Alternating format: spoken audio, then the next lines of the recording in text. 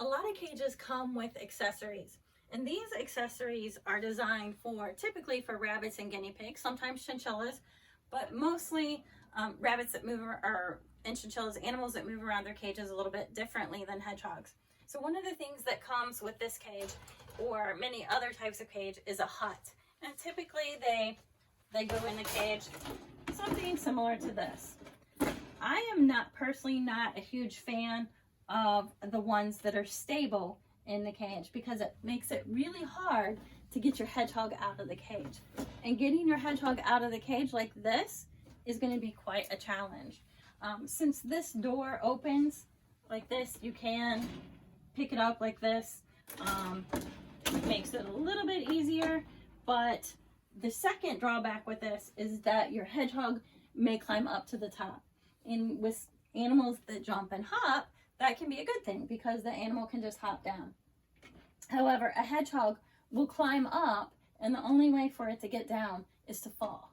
And so it's really not an ideal situation for a hedgehog. So I personally would just take this out and not use it.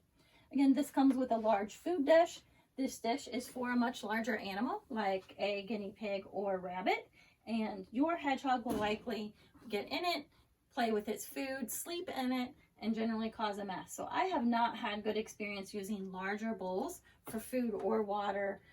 Maybe water with this one for your hedgehog, but since it's going to be on the floor, because you're not using this little lip here is very tempting for a hedgehog to stick its nose under and flip the bowl, and then you have a mess.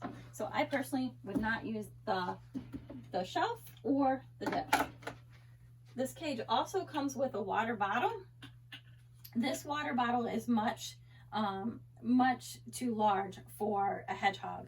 I personally prefer the 8-ounce size, and if you can see the tips of the water bottle, it doesn't look like a huge difference, but it is.